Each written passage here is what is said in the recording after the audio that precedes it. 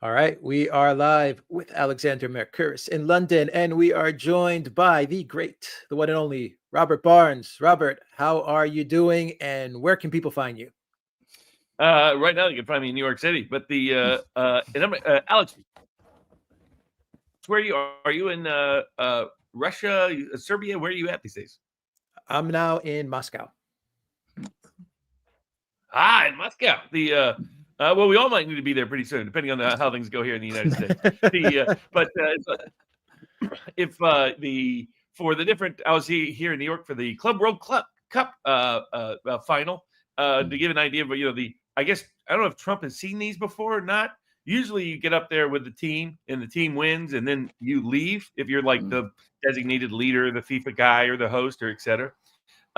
Trump gets up there and he loves it, so he just stays up there. And so you see all the players jumping up and down. There's Trump running; he's running around in the middle of it, photobombing the whole thing.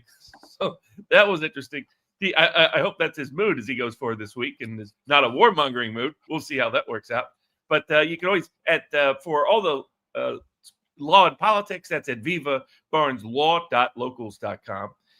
For the various picks, we gave out a big pick early in the tournament that Chelsea would win the tournament at 10-1, 20-1 in some places. So that was fun. That's at sportspicks.locals.com. We give out all kind, not only sports, but law and politics, you name it. You can invest in anything these days, including what might happen overseas, what might happen domestically, et cetera. And then for a lot of the legal work, legal support work for important public policy causes, that's at 1776lawcenter.com. We're going to be updating that site to include information on prominent cases involving financial freedom, political freedom, medical freedom, food freedom here in the United States. So those are the places, Sports Picks, Viva Barnes Law, and 1776 Law Center are the places that you can find the work that we're doing. And I have those links in the description box down below, and I will also add them as a pinned comment. Alexander, Robert, we have a whole lot of stuff to get to. Thank you to everyone that is watching us. Thank you to our moderators. Let's jump right into it because we have a lot to cover. So, Alexander, indeed, Robert, indeed, sir. And as we are making this program, we have to await a statement from Donald Trump. He's promised us a big statement about Russia. He had a conversation on the 3rd of July with Vladimir Putin. He's said to be extremely angry about that conversation. He doesn't understand why Putin doesn't agree to whatever. I'm not quite sure what exactly it was that Trump expected Putin to agree to in that conversation they had on the 3rd of July. But anyway, he's now sent General Kellogg, back to Kiev. He's going to be there for a week. Zelensky is going through a massive government reshuffle in Kiev at the moment, which is very interesting. But in the meantime, we're also getting reports that Donald Trump is now going to start supplying more weapons again to Ukraine, long-range missiles. I'm told that they are the JASSMs, these long-range cruise missiles that are air-launched offensive missiles. And I get the sense that parts of his base are not happy. And this shortly after Trump reversed himself on Iran, at least attacked Iran, which I think also annoyed some people. But then we've also had other things. We've had the big, beautiful bill passed, but we've also had the Jeffrey Epstein case. And in fact, if you don't mind, Robert, I'm actually going to start with Jeffrey Epstein, because I have to say, of all of the reversals, that is the one that surprised me personally the most. And I had not expected that. All of the indications were, including from Pam Bondi, that they were going to publish the client list. Now we're being told and are asked to believe that there is no client list, that this man who was a trafficker apparently trafficked to no one except himself. It seems, as far as I can make it out. And this is very strange. And what makes it particularly strange is the way in which this was announced, because you would have expected some kind of proper explanation, some serious briefing to be done in the Justice Department, perhaps Pam Bondi herself out there to explain what had happened. And there was nothing like that, just a sort of brief announcement. Trump himself is now publishing angry comments, at least I thought he was rather angry, on Truth Social, which suggests that he feels very defensive about this. So, I mean, I can't understand this at all. I don't understand why this decision has been made. I'm sure there's explanations. I'm going to just make one quick point, which is that I don't think there's anybody on earth who is able to answer certain questions about Epstein better. I say answer them. I don't mean that you can provide us with explanations about the reality of Epstein himself, but I'm going to make a few observations. Firstly, nobody has ever explained to me how this man became as rich as he did. I think that is widely acknowledged, but nobody either has explained to me how he could afford the kind of lifestyle that he had on the capital he's supposed to have had. He's supposed to have had a net worth of about $500 million. He owned an enormous mansion in Manhattan, and we all know what property taxes are like in New York, and apparently it was the third most tax expensive building in Manhattan, in New York. He owned a massive ranch in New Mexico, 10,000 acres, I believe.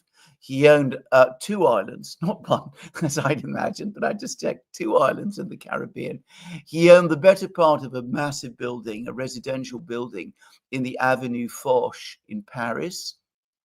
He also had another residence, it seems, in Palm Beach, and he had a Boeing 727 private jet, which again is incredibly expensive thing to operate, which it's not even a usual type of business jet. I just don't understand this man's money. Actually, nothing about it makes sense. So we're told that he's had no clients, there was no extortion, no reason to think anything suspicious about his death. A film provided that doesn't really explain anything or answer any questions at all. In fact, perhaps asks more questions than it answers. And as I said, nothing about this story makes any kind of sense. But I mean, especially about the money things. I mean, he must have had a second source of income or more sources of income than are being revealed. And how was this concealed? Because I mean, even if you're hiding money offshore or something like that, what I know about tax law in the UK is at the moment you start spending the money, that's when the tax man notices it, unless you are particularly skilled in the way you conceal it. So, I mean, as I said, nothing about this case makes any sort of sense. And of course, the decision that the Trump administration has taken, basically to close the book on the affair, is even more bizarre than any other. So I'm going to throw it over to you, Robert. I mean, can you shed any light on this affair? Because I can't make any sense of it at all, any part of it. Well, if you look at its foundation, you could find an analogous, to a degree, life story in a famous Brit who ended up with tight ties to Epstein through family. And that would be the one and only Robert Maxwell, born Jan Hawk in what was then Czechoslovakia, what is now part of Ukraine, no less. In fact, he grew up just a hip and a skop or skipping a hop from the one and only Mr. Stepan Bandera, whose legacy we're still feeling in the war today. So so before getting to Robert Maxwell is the kind of template for that might explain the otherwise unexplained, as you point out, Alex and Alexander, about Jeffrey Epstein. One is that so this is a guy who shows up at the first time he's involved with anything politically connected to any of these parties is in 1970 at the Dalton School, which for those that don't know, the Dalton School would be what would be called a public school in the UK, a private school here in America. A very elite, privileged school. And what was unusual about it is that it was a school that prided itself on hiring like Ivy League graduates. And here they hired someone who hadn't even graduated. That was unusual by itself.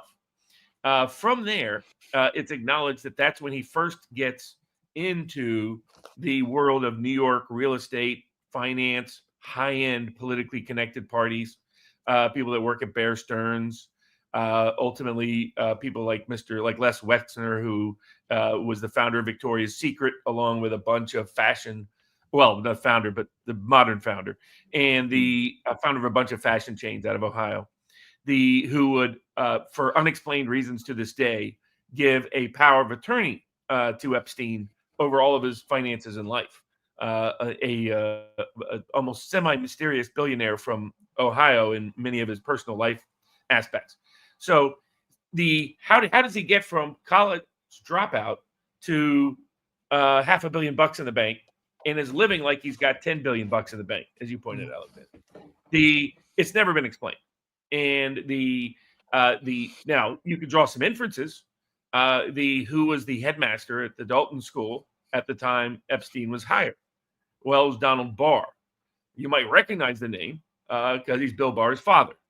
Donald Barr would later go on to write a science fiction book in which he would portray in detail sexual relations between adult men and underage girls. Kind of a little odd. And if you go back further, Donald Barr's ties to intelligence date to the founding of intelligence in America in its modern era, with connections to the OSS, the Office of Strategic Services, which merged into the Central Intelligence Agency. So he gets access to a lot. He gets access to wealthy, powerful people at Dalton School. He also got access to underage girls at the Dalton School, and it would be an ongoing joke with his friends and coterie community of what that dynamic was. And not a good one. He then ultimately, as you point out, almost all of his life is unexplained. These extraordinary properties worth billions of dollars all around the world. The money in the bank that nobody can track or trace. As Eric Weinstein has pointed out, he was not a legit trader. He was lying and pretending to be a big financial trader, and he was not a financier of any kind. On a day-to-day basis, people don't know what he was doing from the 1980s forward. He shows up in connection to arms running in the Middle East, including being part of the person who helped launder money to facilitate the Iran hostages transaction in the Middle East. Those don't remember, Ayatollah takes hostages in 1979 when the Iranian Revolution succeeds, accuses the hostages of being U.S. Spies. As soon as Reagan gets elected, they're suddenly all released. You didn't have to be a super genius to be like, that's a little odd. The day he gets elected, the Iranians love Ronald Reagan? I had no idea. Digging further, of course, there would be books about how this was all the beginning of Guns for Hostages that would continue to fund underground political movements, underground criminal operations all around the world. Guns for Hostages, Iran-Contra is how it later became to be known in the late 1980s. And Epstein was even involved there. He ends up involved and connected to Ghislaine Maxwell, which always immediately caught my attention because of the very unusual history of one Robert Maxwell, which if you listen to him talk, back in the day, he passed away in 1991 because he, like so many people around Epstein, have mysterious deaths. You have the famous model magnate, Jean-Luc, right there in France, gets arrested also for these similar kind of behaviors. And he manages to kill himself just like Epstein, according to the official narrative. Of course, Robert Maxwell, he just dropped off his boat. He just dropped off. That happens, I guess. You just drop off your yacht, boat, you're dead. Right at the same time, he was in serious trouble. And you look at Maxwell's history, you get a similar, almost spy op kind of story. Born in a small town in Czechoslovakia, his whole from an Orthodox Jew, Yiddish peasant farming family, whole family gets wiped out during the Holocaust. He escapes. I suspect he was working with the communists initially, just because the way in which he escaped, he's never really fully explained. And I was like, well, who would have had the connections at that time, and the rest to be able to facilitate that? Ends up with the underground Czech army in Marseille, then suddenly shows up, has a split with them, and he becomes a UK soldier. And then, you guys will understand this context. A lot of ordinary people won't. His true rise to fame comes in post-war Berlin. Which was a nightmare of a city to be in, dystopian place to be in. Everything is getting smuggled. You name it. Not just cigarettes and guns and alcohol but everyday necessities, and in some cases, frankly, human beings. The MI6 says, boy, he's an up-and-comer. And I think he might have been going by a different nom de guerre at this point. He would later become Robert Maxwell. He had his birth name, then a nom de guerre during the war, then another name when he went back to the UK as a respectable British citizen. The MI6 decides to sponsor him, Robert Maxwell, to buy a science publication to publish all the German scientists. Later, it would turn out Robert Maxwell was tied into Operation Paperclip. Those I don't know, was helping, which that must have been surreal for someone like Maxwell. I mean, your whole family gets wiped out by Nazis, and now you're helping Nazis escape to the West just because they have scientific skills. But Maxwell showed a certain degree of flexibility morally over his lifetime. And that's how he'd get into the world, in the publishing world. And then he would be a bridge to everything. He would end up publishing Soviet scientists, the KGB. He had a tight relationship with the KGB. He spoke 9 languages. With the KGB as the predecessor of the FSB, with MI6 and with the CIA, he would be involved in Israeli spying on the United States, a whole bunch of things connected to it. And that's why I always tell people, if you want to start with Epstein, start with Robert Maxwell. And Maxwell has a similar, unusual trajectory through life. And you dig in, it's deep ties to, he's a information launderer, money launderer, arms trafficker, human trafficker. He's a facilitator. What he was in 1946 post-World War II Berlin is what he would become on a much bigger, grander scale around the world with comfortable relations. And then he gets, after he dies, when he's still, I think it was the time, and maybe you'll remember, Alexander, I thought it was the biggest fraud at the time in the history of UK. Still close to 400 million plus. Some would say up to $1 billion, depending on how you calculate it, from pensioners. It was setting up different shell companies, and it was the same con man orientation you get with Epstein. You get the same vibes with Maxwell. And then we somehow, miraculously, Ghislaine Maxwell, his favorite daughter, after the death of her father, suddenly shows up in the arms of Jeffrey Epstein, facilitating the same connections, because Robert Maxwell by that point had facilitated relations with leaders around the world, quite literally. And then, if you look at Maxwell, is very close with the Republican Senator Tower here in the United States, who was an alcoholic, and what else? He had a penchant for young girls. And it's like at some point, and he got through Tower, he was able to get Israeli intelligence software infiltrating U.S. nuclear military bases. He has even connections to the Jonathan Pollard affair. So when Epstein suddenly shows up, and Epstein suddenly connected to high-ranking financiers, scientists, politicians, you name it, with unexplained sources of money, hanging out with Ghislaine Maxwell, who he appeared to be connected to through Robert Maxwell. You didn't have to be a super genius to guess what Epstein was and who he was, that he was a fixer, a money launderer, arms trafficker, human trafficker, honeypot operator. In fact, that's how Ghislaine Maxwell referred to herself, who, by the way, she, of course, rumor has it, she's willing to spill the beans if they're willing to give her either immunity or something else on the whole thing. Everything about Robert Maxwell, her father, everything about Jeffrey Epstein, both. That she's decided federal prison isn't for her. And if the Trump administration is sincere, they would absolutely get to the bottom of that, at least do a proffer session to see what that intel or information is. So to me, it was clear who and what Epstein was. And the problem, I think, the problem for the Trump administration, as you point out, Alexander, all of us are shocked by this, because Trump was the one who introduced Epstein to the political scene in 2015 when he was running for the first time for the presidency. He's the one who went on British TV, said, you might want to look at Epstein's ties to Prince Andrew and what he was really up to. He did it here in the U.S. repeatedly, so much so that the Clinton campaign got nervous about it, because Bill Clinton was deeply tied with Jeffrey Epstein. Many trips on Epstein's Lolita Express, as they say. And so they had somebody file what I thought was a fake suit, claiming to be a victim. They later dismissed the whole suit, alleging Trump was in the files. So from the get-go, one way that they were the people implicated by the Epstein case did not want to get publicly implicated was to implicate everybody else, drag everybody else into it so everybody's scared. He still said he was going to release the files. Now, it's under the Trump administration that Epstein gets charged again. But then it's also under Bill Barr as Attorney General that Epstein magically ends up killing himself in a facility that in Metropolitan Detention Center in New York that is literally designed, where the cells he was in, to prohibit someone from being able to kill themselves. In addition, subsequent, his brother would say he was murdered. There was other prison guards or prison inmates that said they were offered money to kill Epstein. The cameras actually on his cell never worked. They released camera images that are not of his cell. They're the hallway that leads to his cell.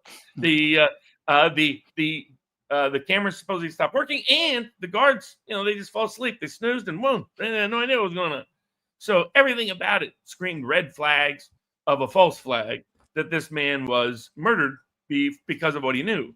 And then you dig deeper, and the biggest implications were to high-ranking Democrats. Bill Gates, he had a long-standing relationship with. A lot of Harvard scientists, Harvard University had a tight relationship with. But others as well. And whether they knew the full story or they didn't, that's one question. But Trump said he said on Lex Friedman, said on multiple stations, he was going to release the Epstein files. Pam Bondi gave her legitimacy with the populist base, the MAGA base here in America.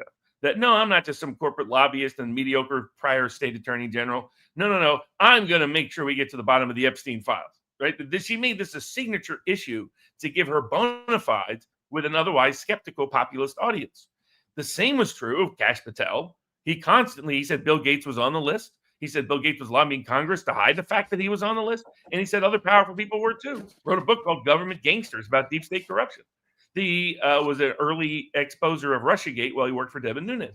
Dan Bongino made it a practical signature issue for his rise to being Rush Limbaugh's potential replacement after Rush Limbaugh's death, making it a signature issue on all kinds of podcasts, his own show, going on Tim Pool and talking about it in detail, etc.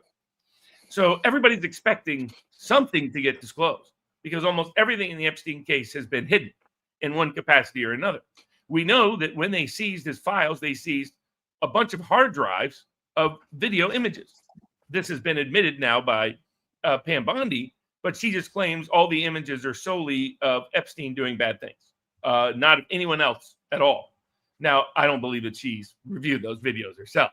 Someone's just telling her that, and she's going along with it for reasons we can get into. But you look at all of that, it ultimately, my guess is, somebody somewhere along the way finally figured out what Epstein actually was, and that Epstein would implicate MI6, CIA, and especially Mossad and Israel. The two different Israeli prime ministers visited Epstein regularly in the United States, and no one has yet been able to explain why and what they were doing there. It's kind of like Robert Maxwell. All you needed to know about his story is he had the equivalent of a state funeral with presidents, prime ministers, heads of intelligence agencies in a country he wasn't born, he didn't die in, and he was never even a citizen of. Now they might have, rumor has it they had something to do. You can read Robert Maxwell, Israel Super Spy as a book written by a good old school English journalist. One of those guys who turns out a book every couple of years. That kind of thing. Passed away recently. Passed away a few years ago. But you can get one-to-one together too. It appears to me that Trump has, for whatever reason, decided to hitch his wagon to Bibi Netanyahu, because the only reason to really not disclose the Epstein files, because if you have, let's say there's a certain group of people you don't want disclosed, well, you can purge that, right? You can hide that, redact that, just disclose everything else, disclose everybody else, disclose all the other, disclose some of the financial records, etc. Unless you don't know if anything you disclose might implicate an intelligence agency in a foreign government. What if you don't know, well, if we disclose this person was there, did CIA, Mossad, MI6, some other powerful force use that material to blackmail or extort somebody? And are they by act? Trump kind of slipped up on this once when he said, well, you have to make sure whatever you reveal or release about the Epstein files, that you don't reveal methods and so forth. It's like, methods is only law enforcement, intelligence. That's the only people who need to worry about methods being disclosed. That's not Epstein's methods he was worried about. That was somebody else. And I agree, his presidency sits at a very cliff's edge, on the point of potential disaster or great success. If he keeps his promises, and states a special counsel to review the Epstein case and let it go wherever it goes and to publish everything that can be legally published. If he reverses gear and returns to his original promise at not dragging us into Ukraine, the Hegseth gave him a nice fig leaf saying, we don't have the weapons anyway, So why are we trying to send something we don't have? If he stays out of war in the Middle East, if he does those three things, then the economy, wages are growing, jobs are growing, that a lot of the social issues that people are happy with, immigration is progressing well from his base point of view. He could be in an exceptional position to create a great second term. If, on the other hand, he hitches his wagon to Bibi Netanyahu, a man that is in deep legal trouble in his own country, that has aligned himself with the hard right of revisionist Zionists who believe that the Bible is a guidebook to the territorial limits of Israel, then he's going to be in deep, deep, deep trouble.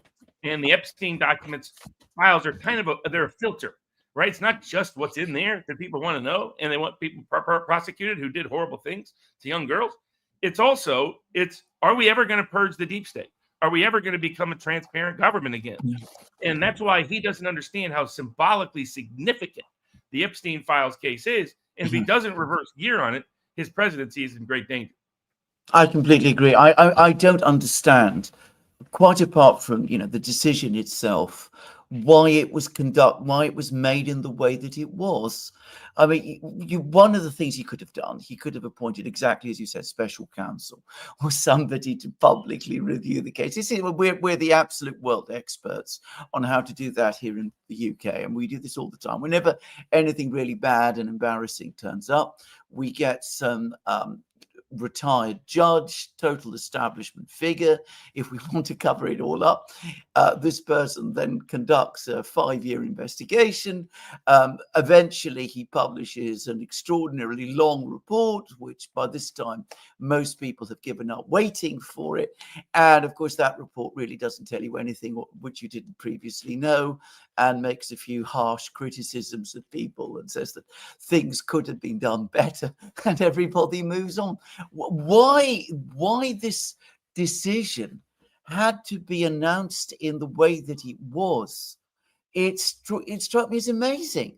And I can only assume, and this is a guess, that somebody must have been insisting very, very strongly to Trump, this must be closed down now. We cannot have this hanging around at all, not for 1 year or 5 or for weeks or for whatever. And I think that Trump, completely underestimated the effect of this, because again, exactly as you said, I get the sense that this thing has cut through, that the people who voted for Trump, many of them are not perhaps always interested in all the minutiae of policy about this or that, about tariffs or this, but this was one thing they understood very clearly and very well. And they were told quite definitely that the president and his team were going to get to the bottom of this, and they were going to provide all of the information, and it would be out there for the people to see. And instead, it's as if a switch has been pulled and the whole story has been closed down. The politics of this are terrible. And I think that if Trump doesn't understand that and doesn't reverse course, then I do think he's going to be in serious trouble over time, because it is going to dent his credibility very, very badly. And up to now, his base, when he gets into trouble, has tended to give him the benefit of the doubt. After this point, I'm going to suspect that they're going to do that less and less and less, until eventually they stop believing in him. And that will be the moment when I think he finds himself no longer in control of events, but controlled by them. So those are my thoughts. I don't know if you want to add anything to them, but those are my thoughts based on the things that you've just been saying. And by the way, I agree. Just to quickly say about Robert Maxwell, I've got nothing to add because you've described him very well. Of course, I knew him. I didn't know him personally, but I knew him very well. And I knew several people who worked for him, by the way. And they described him in exactly the terms that you did. No doubt. I mean, the way I see it is either Trump's going to drain the swamp or the swamp's going to drain him. Yeah. And he's at big risk of this. The reality is the only way he can prevent the swamp from draining him is to drain the swamp in this second term. He won't be able to skate by with the same routine as he did his first term, then end up hijacked, and a lot of his agenda never getting implemented, particularly in the context of foreign policy, but substantially in the domestic policy arena as well. And here he's finally going to get the build the big beautiful wall, as he calls it, with the big beautiful bill It has all the tax incentives for his industrial policy. And as you guys have been pointing out, there is a positive role to play potentially with tariffs if you utilize them to promote an industrial policy, if they're based on economics, if you're trying to protect your own worker base and your own industrial supply chain. And that's what Trump historically has been committed to. And now all of a sudden, even that he's starting to contaminate with ancillary EU Vander crazy style politics. Yeah. Going after the Palestinian advocate at the UN Council of Human Rights, who, quite frankly, I mean, I don't happen to agree with all of her determinations. There's certain words that have certain legal meaning I would avoid using that she is quite liberal with. However, she's just doing her job. The Palestinians have joined that UN Council of Human Rights in terms of I understand Israel, U.S. not part of the treaty, but Palestinians are, and it's their area that is being attacked. I mean, looks like ethnic cleansing and purging to me. I say this as someone who has long been an advocate for Israel as opposed to, say, Hamas or Hezbollah, but always an advocate for the U.S. over Israel, and also always an advocate for the rule of law and human decency. And what Israel is doing in Gaza meets none of those standards. I see no end to it. Especially once I understood that Netanyahu was aligned with the hard right, the old revisionist Zionist crowd that believes in, Israelis themselves used to make fun of this position. Yeah. They say, no, we're not going to look into the Bible to discover what our land title is. Granted, that was the old labor Zionism, the original founding sort of animus of Zionism in Israel, not this revisionist Zionism. That's kind of disturbing. We're going to be in ceaseless trouble. And so that's where what Trump does from here is critical. This summer will decide the future of his presidency, and maybe to some degree the future of the United States. Because as Steve Bannon has been emphasizing, if we don't kill the deep state now, the deep state will kill America. It's just kind of that simple. That's where those of us that have been involved in this and studying it for a very long time are very unsettled by the last several weeks. What should have been a heroic time for Trump, with surging polls, good wages, good jobs, good cost of living under control. And now he's talking about the loser Lindsey Graham's insane sanctions proposal. Yeah. That would kill America. That would kill our economy. That would kill Trump. It ain't going to kill Russia. Russia will manage around it. They've been managing around it now for a decade, ever since the Crimean sanctions were imposed on it. This would just be a monumental disaster in the United States. Number one factor tipping for Trump in the election, cost of living. Number one thing he's got under control in his first 6 months, cost of living down below the rate of inflation. So much so that they're ragging on Jerome Powell for not cutting interest rates already, given he cut them before at a higher inflation rate. And now, Powell may be in for trouble because he spent like $2.5 billion refurbishing the Fed. What we should do is spend money shutting down the Fed. But I agree with Ron Paul on that, and some others, Rand Paul, Thomas Massie, et cetera. But all the things Trump is trying to do, build an industrial policy, integrate crypto into a new currency model, use immigration to policy to restore American jobs and American wages. All of those things go completely sideways, including his budgetary and economic objectives, if he gets caught doing mass sanctions on Russia that leads to a blowback on the U.S. economy, if he gets caught in another war again for Israel, against Iran that we do not need, and that many Israelis also oppose. That the Bibi's never had majority support in Israel for very long at all in his entire political tenure. He gets into his coalition maneuvering and the like, but now is not the time. But you're right, it's the timing, right? The timing. The only explanation for the timing is someone demanding he do this, because why would you release this now? You could just delay for 4 years. If you had even made the internal determination, for whatever reason, foreign policy, national security, connected parties are in the files, whatever the reason, you're not going to disclose it. You don't do it like this. This is the worst cover-up letter I've ever seen. They couldn't even sign the darn thing. Todd Blanche is going around, deputy attorney general, former corporate lawyer, worked for Trump briefly as Trump's counsel. That's how he gets a job at the attorney general's position. It's kind of ridiculous, but that's another story. Saying they worked really hard and diligent on it. No, you didn't. We could put any of the people that supposedly signed off on that memo under 5 minutes of examination, and they would crumble. Not just based on their contradicting what they themselves have said.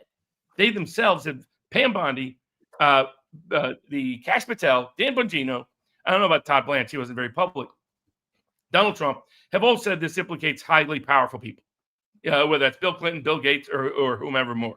Yeah. The two Bills for sure, that they were deeply in bed with Epstein. The real implication looks like Israel's calling the shots. That it was almost like Trump thought, okay, shut down the Epstein files, all of one of the most embarrassing episodes of Israeli political history, using someone to set up honey traps, abusing young girls for the purposes of entrapment, extortion, and blackmail. That I think the CIA and MI6 were also involved in. But I think the principal moving agent in all of this, given the Maxwell-Epstein connection, given Epstein's connections to a bunch of Israeli prime ministers, given his almost all of his money is tied to people who are big supporters of Israel, right? Whether you're talking about Wexner or anybody else. So with Wexner being the principal and primary one, but not the sole one. For the most part, all of this suggests that somebody told Trump, you need to shut down the Epstein case to satisfy these groups. They're only going to be happy if you do so. And it appears the motivating, is it really a coincidence he does it the day before Bibi Netanyahu shows up for his third White House visit? I'm not buying that. It seems to me that for some reason, Trump has been convinced that if he hitches his wagon to Bibi Netanyahu in the Mideast and hitches his wagon to some aspects of the neocons in Ukraine, that he will somehow end up a hero in this. I often say that Trump's virtue and vice are the same unusual trait. He believes ridiculous things. That can be useful, right? You can sit there and say, you know what? No, nobody who has never held public office has ever been elected president. I'm going to do it. No person who's been under indictment has ever been elected president. I'm going to do it, right? You got to be a little bit almost crazy to believe these things, right? That's a side that I describe it as you come to the cliff's edge and you decide man can fly. And there's two ways that can go. The virtue is you become the Wright brothers and you learn how to do airplanes and you become a hero forever. The other is you become a lifetime Darwin Award winner because you think you can jump over a 100-mile cliff by yourself, right? Unfortunately, Trump has a proclivity to believe both things. And that's how he can believe ridiculous things like pitching him that, hey, this will solve all your problems. Hey, Russia's right about to collapse. Their economy is falling apart. They're losing 4,000 people a day. Somehow, Ukraine can't find any of their body bags, right? We're supposed to do a body exchange, casualty exchange. Russia's like, we got about 7,000, 6,500 just here from this one region. Here you go. And Ukraine's like, well, we have about 25 or 30 for you. Right? Where are all these dead bodies, Secretary Rubio, that are supposedly dying every day on behalf of Russia? He believes it's nonsense because it's the part of it that says you can solve these problems and bring massive peace to the world if you just put pressure. You will be the hero and nobody will be mad at you. The neocons will be happy. The neoliberals will be happy. Your base will be happy. The whole world will be happy. And he buys himself an ad, and that's how we get stuck in these nightmares. Absolutely. I mean, I'll just quickly finish with. I'll just go. Sorry, just to turn to the topic of tariffs, because this is an economic policy that he set out very clearly during his presidential campaign. He brought up William McKinley. He brought up protectionism. Tariffs were going to replace the income tax. This is something that he's been talking about. It's going to facilitate reindustrialization. And now he's starting to use tariffs, not in that way at all. They're starting to be used as a geopolitical tool. So he first of all imposes tariffs on Brazil. He criticizes Lula for the prosecutions of Bolsonaro. I do not personally like Lula. I should say that. I've got no particular, game in hand for Lula. I think he's one of these people who he's very vain and he's a show off, and I don't think he achieves or does very much with Brazil. But are tariffs intended to be about the reindustrialization and the building up of the American economy, or are they about getting Bolsonaro out of his legal problems in Brazil? I mean, it's just all over the place. And then even more astonishing, I've been reading about the Lindsey Graham Blumenthal sanctions bill, and it's now being it's now being justified by people like National Review, William Buckley's outfit, that they're saying that this is a really brilliant way of actually imposing tariffs on countries around the world. You haven't up to now had proper constitutional authority to impose tariffs because Congress hasn't passed a bill authorizing you to do that. You're basing it all on a emergency legislation from the 1970s, which is now being challenged in the courts. So we give you this wonderful new sanctions bill, so then you can impose tariffs at whatever level you like against any country that trades with Russia. So are they sanctions? Are they tariffs? Are they one and the same thing? I mean, this isn't the way to run economic policy. It's going to undermine again confidence amongst American trading partners. You're going to run economic policy properly, trade policy. You need consistency. You need to have a very clear head for what you're doing. But this tariffs up one day, tariffs down the next day, going after some countries all the time, mixing them up with sanctions, confusing tariffs with sanctions.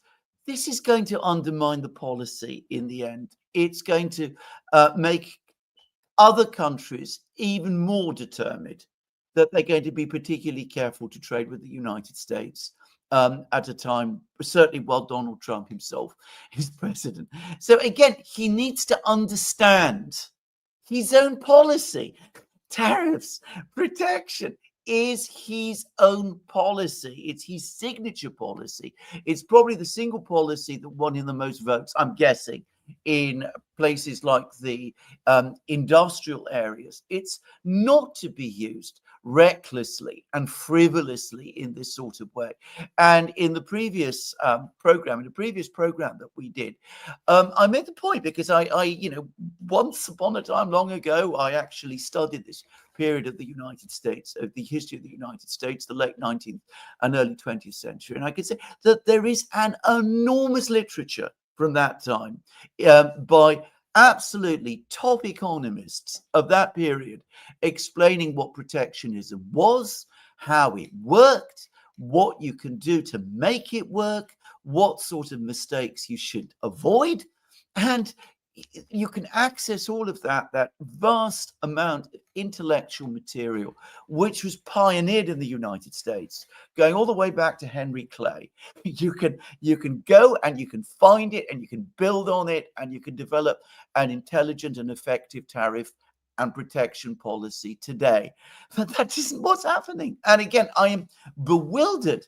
And why is he even giving someone like Lindsey Graham the time of day? I mean, the Lindsey Graham wing of the Republican Party is losing traction amongst Republican voters anyway. So why reach out and give this a particular senator who's been hostile to Trump in the past, why give him the time of day? Again, I just don't understand it. But over to you again on these points, Robert. Yeah, absolutely. Because I'm a supporter of his tariff policy because I want to reindustrialize the American working class that has been deindustrialized, like much of the Western world, for the last half century. And there was ways to get that done. But to give an example of how this is undermining him, a different version of this, take the trade deal with China. It appears that when we went into that negotiation, we underappreciated that China's de facto monopoly on the production of rare earths gave them real leverage that we couldn't afford to counter. So it disturbs me that Trump didn't understand this and that people in the State Department, Treasury Department didn't get this. So that's problem one, is that they undervalued and underappreciated that. That became very apparent. And the second is, it's probably not a coincidence, the timing of the China deal, right? The China deal gets signed the day after the ceasefire with Israel and Iran. The day after Trump walks back regime change in Iran. That Monday, that Sunday night, he was all excited. Regime change, here we go. Boo-doo-doo. Monday morning, all of a sudden, he's like, drill, please, drill, baby, drill, please. Let's get the oil. What is Medvedev saying about how Iran's going to get nukes anyway from other nuclear countries? What is this all about? Why is their foreign minister meeting with Vladimir Putin in a conversation that doesn't get published for the most part. But you can put the tea leaves together. China also leveraged it. Rubio's on the phone begging China to make sure Iran didn't shut down the Straits of Hormuz. We were right, and the key State Department advisors were wrong when they told Trump there was no risk of the Straits of Hormuz being closed, even with an attack. And we pointed out that's just that is overconfidence, that bad things can't happen if you do bad things yourself. And so or trigger a set of events in that context. And I think China leveraged it. China said, you want us to help you with the ceasefire? You want us to help make sure the Straits of Hormuz don't close? Okay, you're going to give us a better trade deal. And right now, China has one of the most generous trade deals of all the countries Trump's dealing with. China, his main economic adversary. And it's like, okay, so this is another example of how getting involved in dumb foreign wars completely unravels your presidency, even if you have the best of intentions, even if you have the best of motivations. It just has this knack of dragging you into the quagmire. Again, it's the swamp. You either drain the swamp or the swamp will drain you. And Trump is on the verge of the swamp draining him, and he only partially appreciates it. Now, part of this is connected to his chief of staff, Swampy Susie Wiles. She was a lifelong lobbyist. I mean, you get a mindset. People can watch her interview with Miranda Devine at the New York Post. She's sitting there saying, look at how great the cabinet is. I share opinions on some of those people, not all. But she goes, we have lawyers, we have experts, we have people from this profession. We even have a few minorities. It's like, what?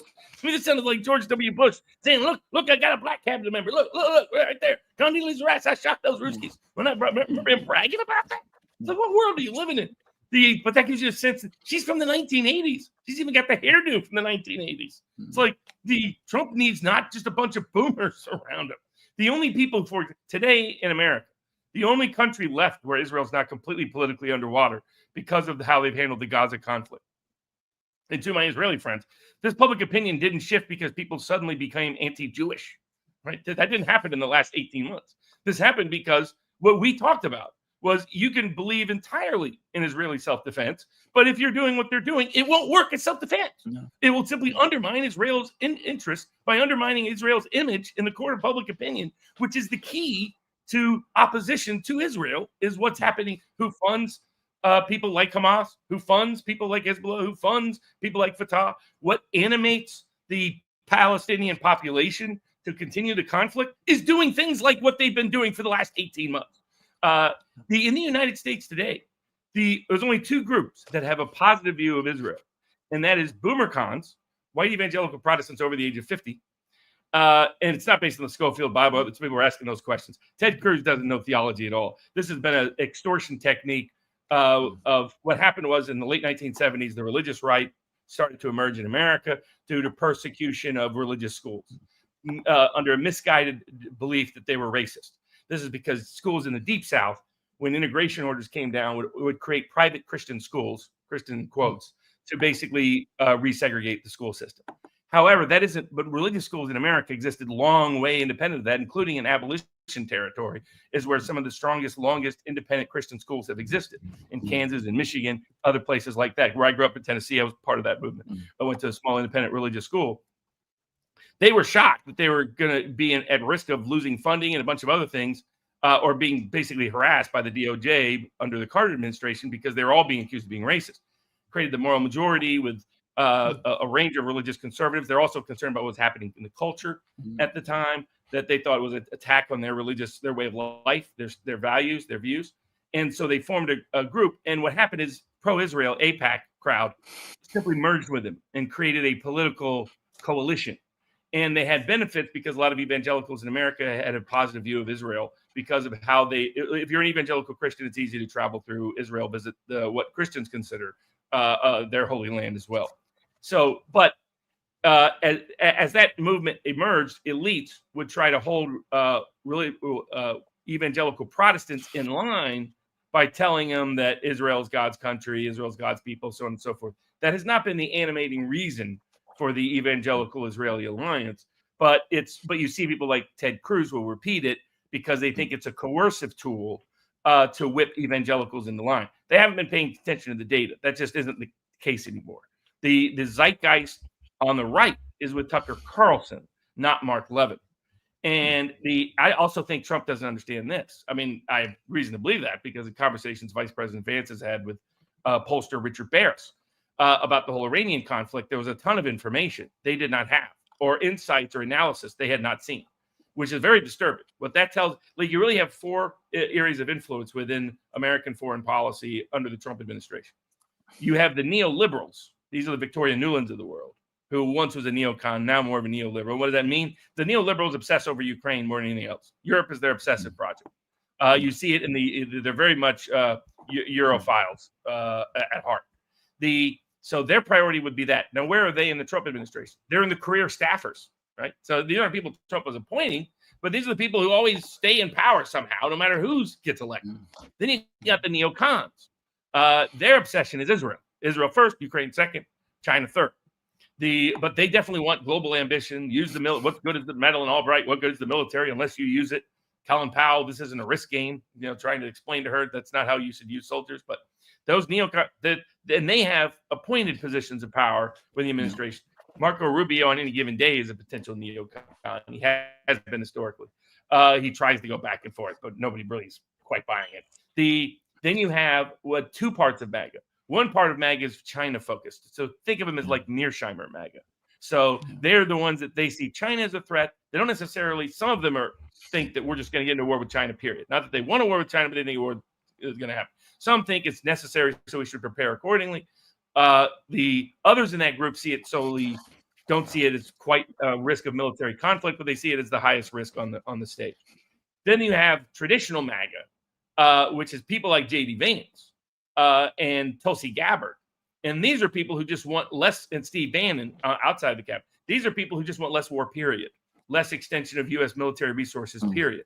They see us as late stage Rome. We're overextended. Like, they see it just from a geopolitical perspective, not necessarily as a peacenik, though Tulsi Gabbard really is.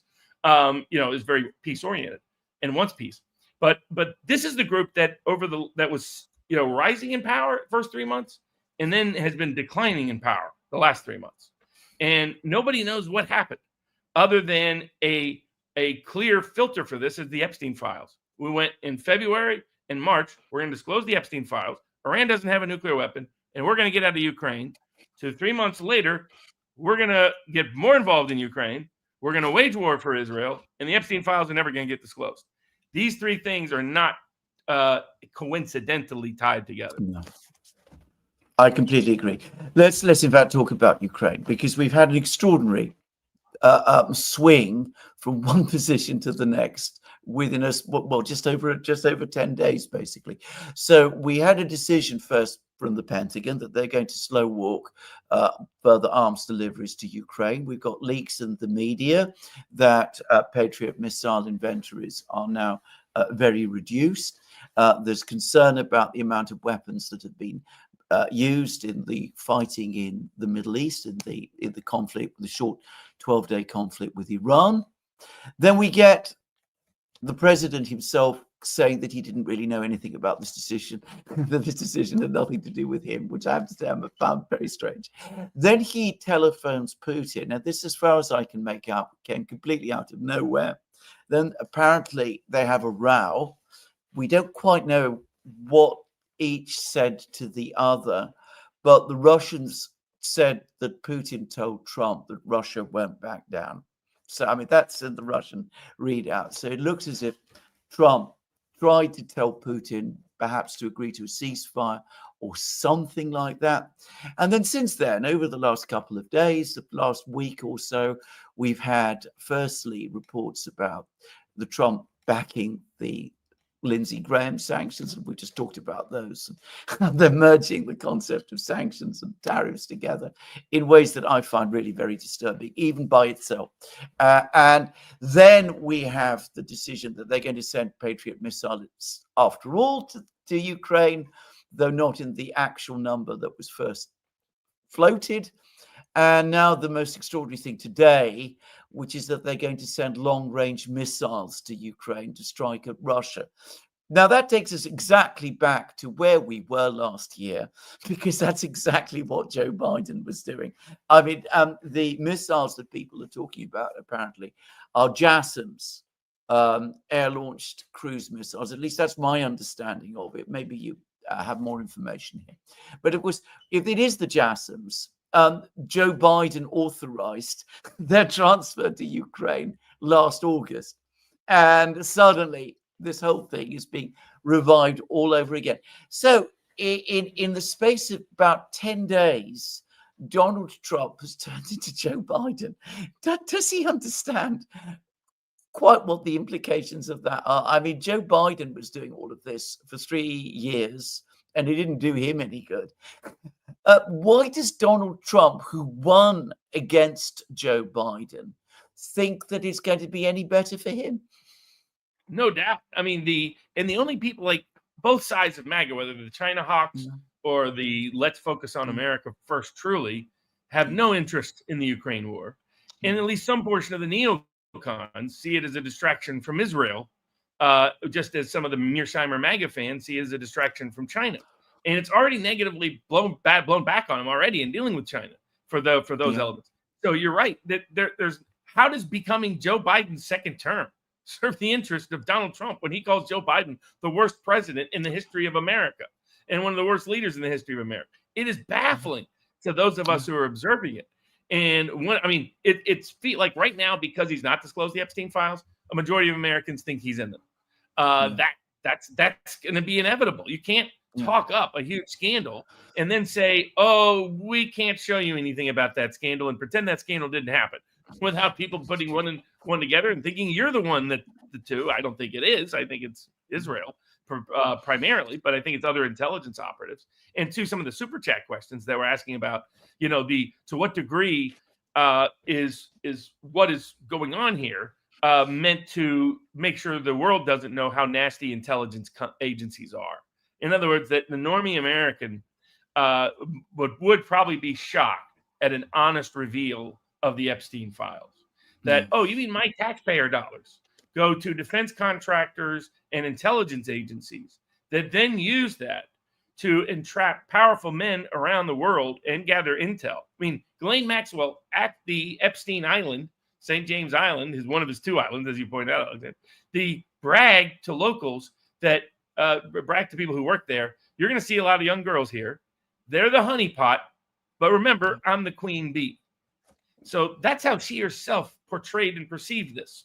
And so how does Trump getting involved? How does Trump being associated with Epstein, associated with Bibi? I mean, to give you an idea of how out of touch the Trump White House is right now, the press secretary repeatedly put up Trump with Bibi and said, Nobel Peace Prize. And we're like, there's one person in the world you don't want to be photographed with if you want the Nobel Peace Prize. I mean, that would be like, Stalin and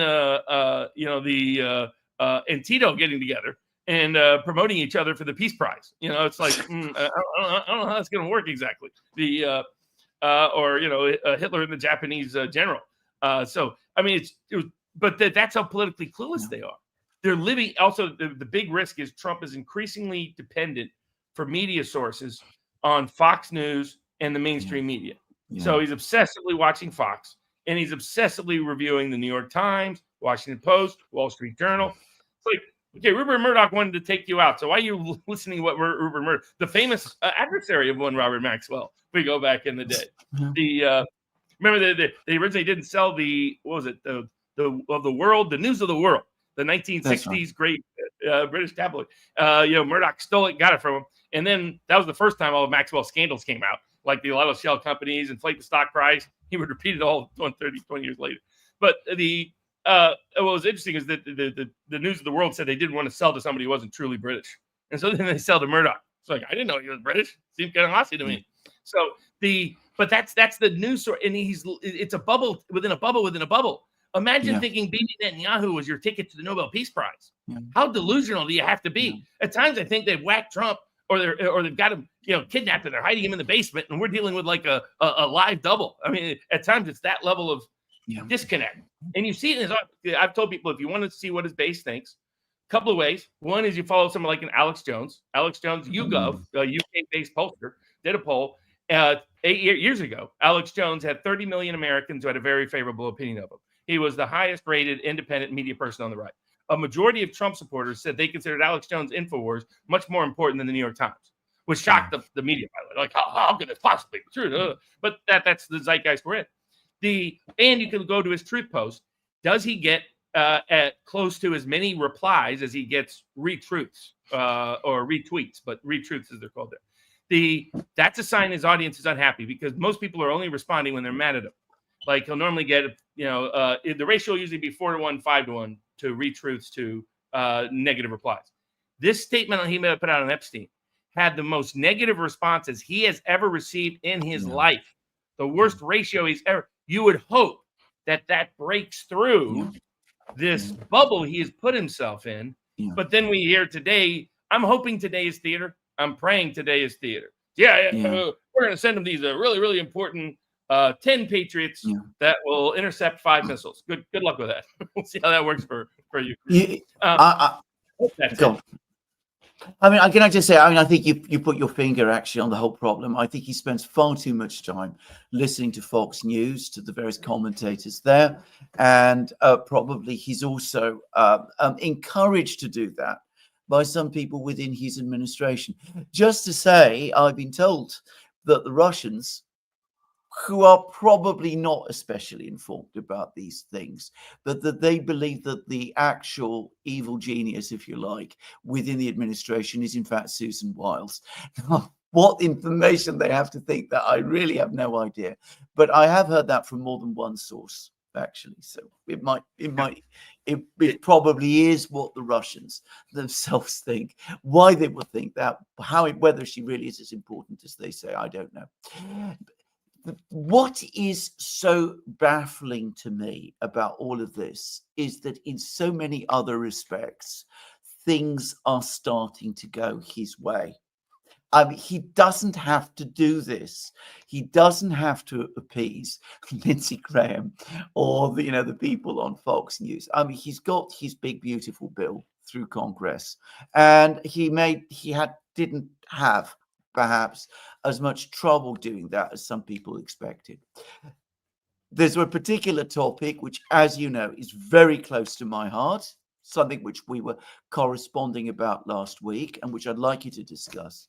The legal battle is now tilting, I think, decisively in his favor. All of these district judges all over the United States imposing injunctions against the administration, stopping his executive orders from any kind of application. I've said that in Britain that would have been inconceivable, and I understand some people think otherwise, but I can't understand why. They don't know what the British system is if they believe that. But anyway, the legal battle is coming down in his favor. He's getting strong decisions on his side, or at least so they seem to me, from the Supreme Court of the United States.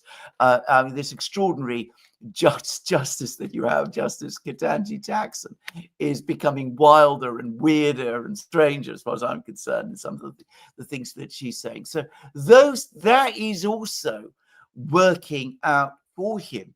And I know that he is your friend, but Kennedy is actually winning the support of people more and more, and does seem to be changing things. And here, perhaps you can pass this on. There's been a lot of discussion about what he's doing in Britain, because we always have these problems with the health system in Britain. And people are starting to notice, and it's interesting how the things that people used to say about Kennedy are now starting to shift as they actually see what he's doing. So you can see that things actually are starting to go right. So why is he tilting in this bizarre way? But I would also like you to comment on those 3 points, maybe especially about the legal things, because as I said, that's something that is very interesting and that we talked about. We've discussed with each other. You're absolutely right. I mean, this should be a celebratory moment for Trump, on the verge of a great precedent-setting second term, in that the His immigration policy is working and getting close to 1 million people to leave the country, and those have been replaced by U.S. native-born workers. We've had our first net growth in native-born workers getting jobs since the last time Trump was president. Best cost of living adjusted real wages have grown for the first time for American native-born workers since Trump was president. And the only other time it happened since 2004 was while Trump was president. That you have improvements on the diversity, equity, inclusion, all that sort of woke nonsense is being pushed back at an institutional level. Universities are under pressure. Schools are under pressure. Corporations are under pressure. A lot of them are reversing extraordinary progress on both the economic front and the social, cultural, political front, and on cost of living, because oil and gas prices have been going down for the first 6 months. Getting them down led to the biggest input cost for the cost of living. A lot of tariff products are not necessarily transferable because of just the way tariffs work and how it's structured. It doesn't always end up in a higher price of a good. That's not true with energy. Energy goes up, the price of goods go up as one follows the other. So you're right. Great movement there. And then on the legal front, it looked for a while, I mean, the American judiciary was waging a war on Donald Trump, for trying to prevent him from firing anybody, trying to prevent him from cutting anybody's budgets, trying to prevent him from deporting anyone. So on the immigration front, on the administrative state front, on the bureaucracy front, he was getting stalled and stalled and stalled and stonewalled and stonewalled and stonewalled. And particularly for those of us that are anti-deep state, getting rid of the U.S. aid, getting rid of the National Endowment for Democracy, getting rid of the fake real voice of America is not, I mean, there's a real voice of America, and there's the voice of America internationally and voice of Europe and all that jazz, Radio Free, whatever. It's all a bunch of hacks. Was awesome, but it's being stalled by courts, being rogue. And what was happening is these courts were adopting powers they never constitutionally had. Either the Constitution dedicated that issue to the Congress, dedicated to the presidency, or if they did allow it to be to the judiciary, they did it within the confines of individual disputes, not collective actions as if you're legislators, because that's what a nationwide, universal, global injunction is. And that's what the courts were doing. So they had Joe Blow in front of them, and they issue an injunction that changes all executive policy. That doesn't just impact Joe Blow. And the historical role of them, and this is where, Alexander, you understand this well. American courts borrow a lot of their equitable powers from, because what happens constitutionally, the court says Congress is given carte blanche control over every court other than the Supreme Court. The Supreme Court has original jurisdiction, but every other court only has the jurisdiction, the power, the authority to act that Congress gives them. That's what the Constitution allocates. Congress passes the Judiciary Act of 1789 that in that core powers, it's never changed. So what that means from an originalist perspective is whatever powers courts had, American courts had, that Congress gave them in 1789 is the same power they have today. And that power was borrowed from the UK, from England, from English British common law, which is still plays a critical role in lots of different parts around the world. I mean, I've done cases all around the world, and the most common theory of law is British common law, whether you're dealing in the Caribbean, whether you're dealing in the U.S., whether you're dealing in certain foreign jurisdictions around the world, not all by any stretch. The Napoleonic Code took over as a legal revolution, as an organizing legal principle in more nations after that date than the old English common law structure has. But the English common law structure is still powerful in large parts of the world, particularly financially impactful parts of the world. The Caribbean, the Cayman Islands, bunch of islands, Isle of Man, those other islands off the UK. So this power was completely rogue. And people might find it odd. I'm a skeptic of courts in general because they think I'm a lawyer, so you love court. I really don't.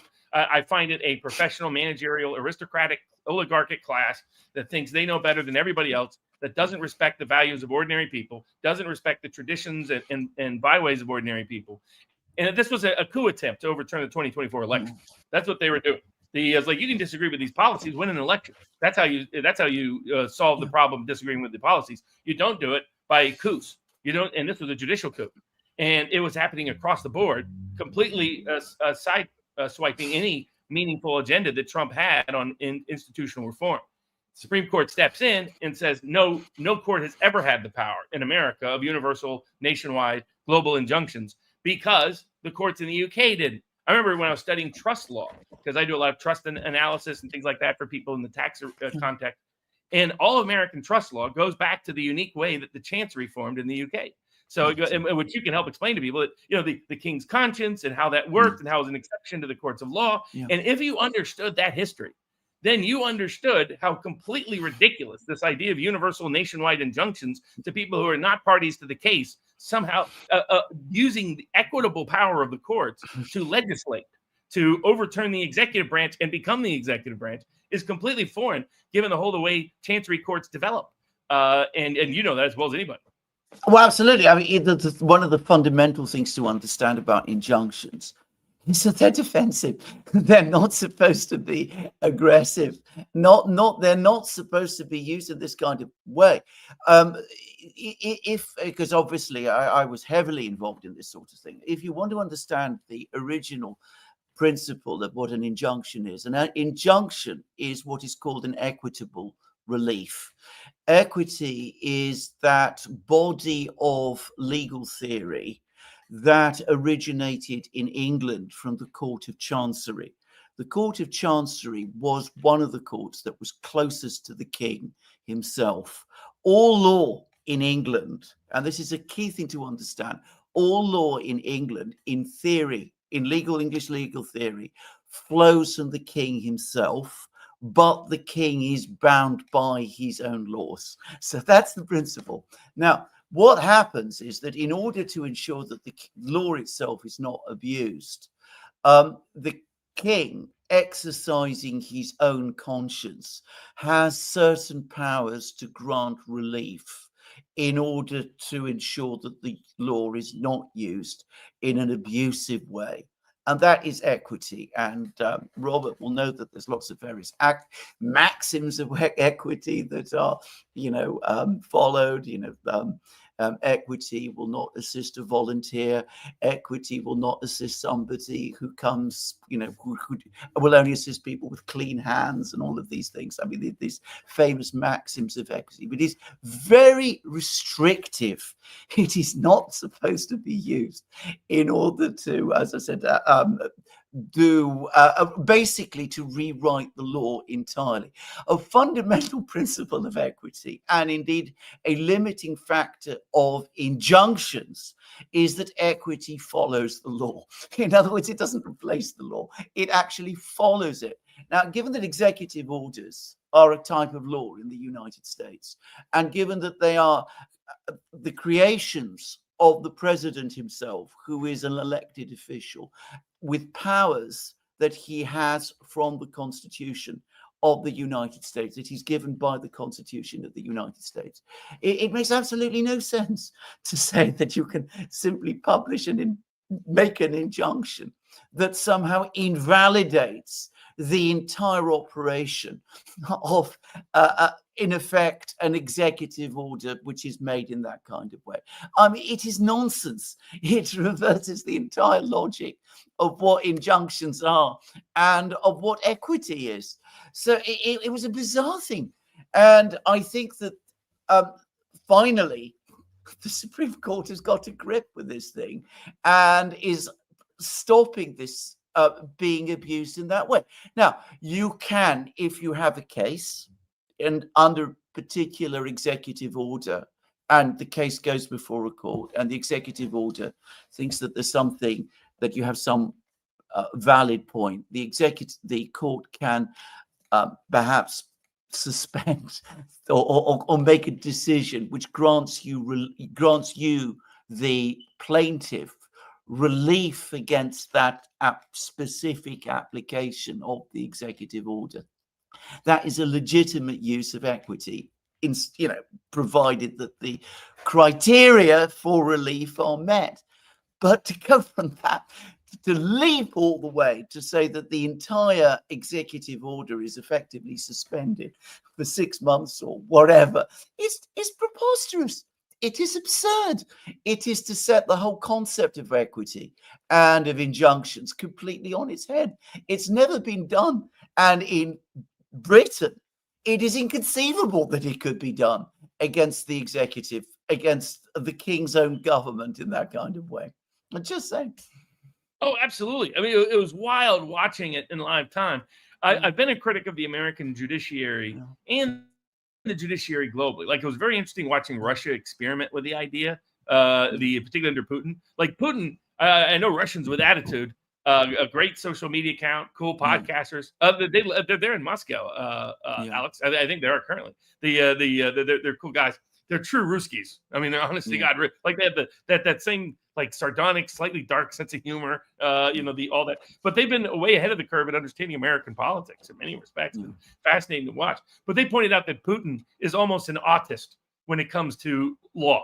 That he believes in the same principles that I believe in, which is a rule of law to govern people because it creates a predictable pattern for everybody to engage in. Not the rules-based international order that has no rules beyond he who has the power rules. That's the rules-based international order. But the Putin's really belief in it and experimenting with it in the judicial system. Like, it was fascinating reading some stories originally when Russians started doing jury trials, and that they were like, hold on, what's going on here? This seems a little sketchy. Is this a trap? It's fascinating because they have a totally different than the English-American legal history that said jury trials going back to the Magna Carta that, is foundational and fundamental to our understanding of liberty is rooted in law. And it's a little C Burkean style conservatism that understands how law can restrain and prevent bad actors. It's not supposed to be a tool by which lawyers or judges hijack entire societies, economies, and polities. And unfortunately, the latter is often what it's become. The judiciary kind of failed in Pakistan at protecting the real interest of their actual elected leader and allowing that de facto coup to occur some years ago.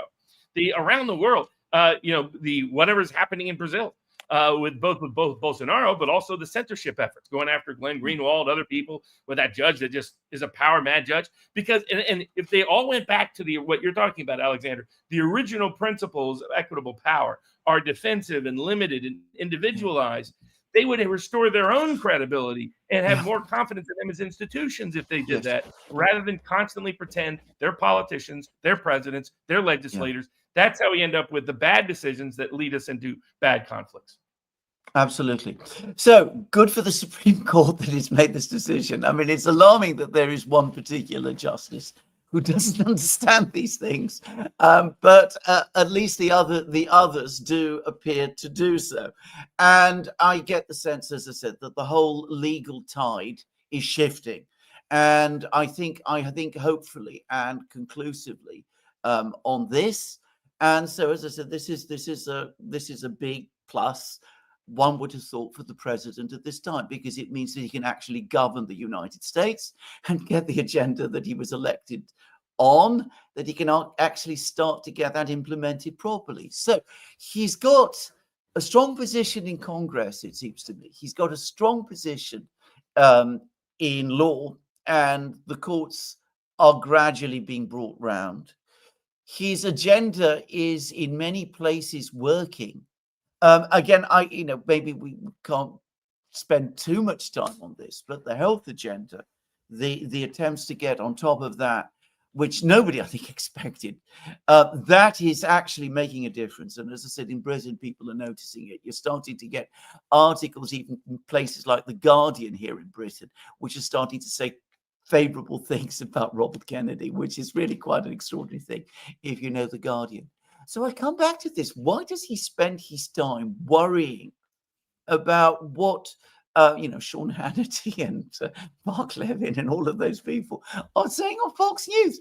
I mean, if he just got on with the business of governing and carrying out his agenda and listening, not to those people on Fox, but perhaps also to people in Congress and people who are closer to his base, people like, and I'm going to say it, I mean, I'm probably wrong here, but I mean, I'm becoming increasingly impressed by Marjorie Taylor Greene.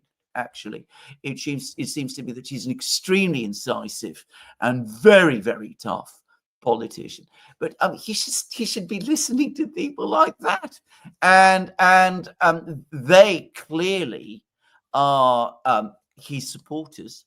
I mean, they really are his supporters. They stuck with him throughout everything.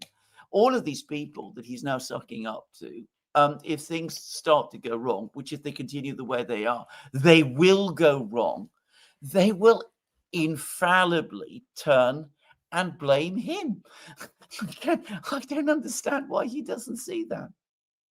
Yeah, I mean, you're absolutely. I mean, the health success, the person I thought I had the most confidence in the administration, in part due to personal friendship, but also just knowing him for a long period of time, was Robert Kennedy. And Robert Kennedy continues to do great work. He's managed to replace the entire vaccine committee. He's got reports that he understands you need to have an evidentiary foundation. It's truly the opposite of Trump at times, where Trump is like, oh, I don't like that. I'm going to use this, do this. It's useful, convenient, whatever. Even when it undermines a lot of things he's trying to do.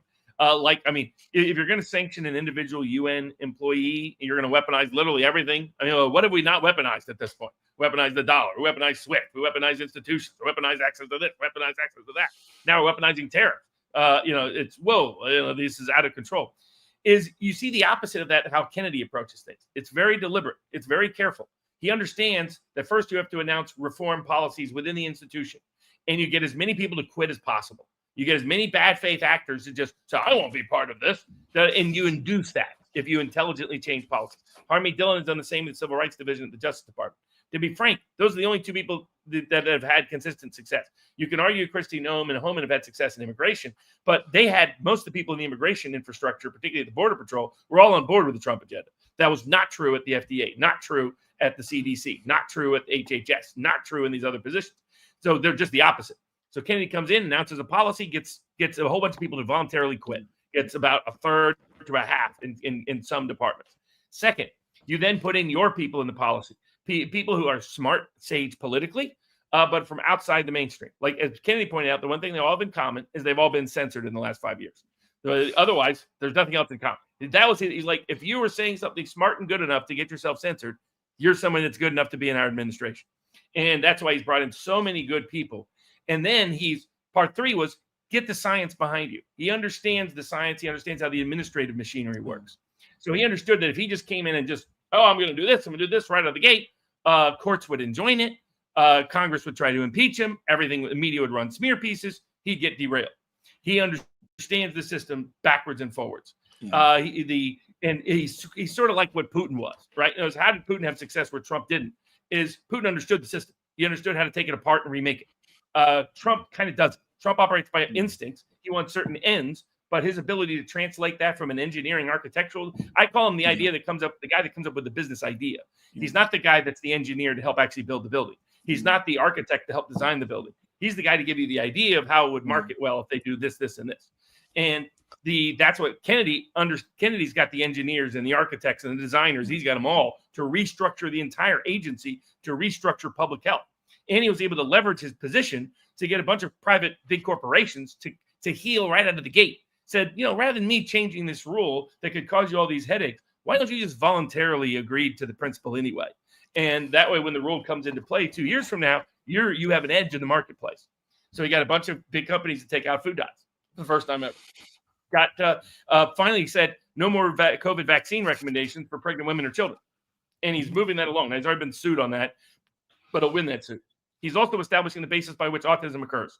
This started in the UK. Remember, it was Ada Wakefield, prominent British doctor, who stumbled across it, that kids that had stomach problems were experiencing unusual rates of autism, and it appeared to connect to the timing of the delivery of certain vaccines.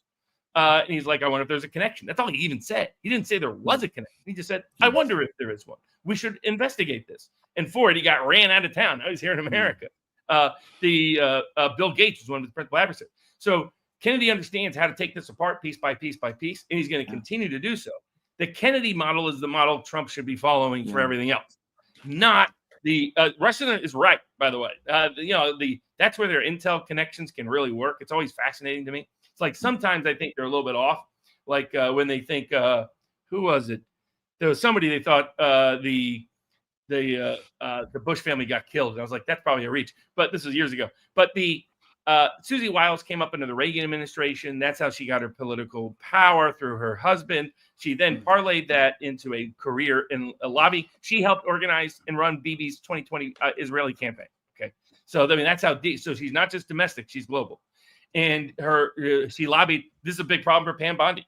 Pam Bondi, when she was affiliated with Susie Wiles, was lobbying for who? Pfizer. What is currently the Justice Department is derailing the Pfizer case. They're lying to federal courts about my Brooke Jackson case against Pfizer, but that exposes how Pfizer lied They promised a safe, effective vaccine for the prevention of COVID-19. What they delivered was dangerous, ineffective. It wasn't even a vaccine, didn't prevent COVID-19. And that was the financial conditions in terms of Trump's original Operation Warp Speed contract that they failed to perform, that they stole $2 billion on and caused a bunch of deaths and disabilities for. Bondi's lying about it. Well, maybe it's connected to Susie Wiles' lobbying firm, lobbied for Pfizer. Is there a connection there? Sure seems like one. There's at least an inference of corruption. So Wiles is part of running it this way. Kennedy has managed to maneuver around all the problems. And Wiles has ultimately defended Kennedy because she understands Kennedy's political power. Not only the name, but that without Kennedy's support, they wouldn't have won the election. So it was critical to them to continue that Maha support. And you're right, with the young people, cutting edge voters, Richard Barris did a whole poll on this. This is, food freedom is a huge issue. Medical freedom is very close, and then financial freedom and political freedom affiliated with them. But it's an undervalued issue in the West. They don't understand. Ordinary people are waking up and they realize they don't want corporate processed crap as their daily diet. They don't want every solution to any problem they have to be another pill from big pharma that ends up causing more negative side effects than help. So Kennedy is the path.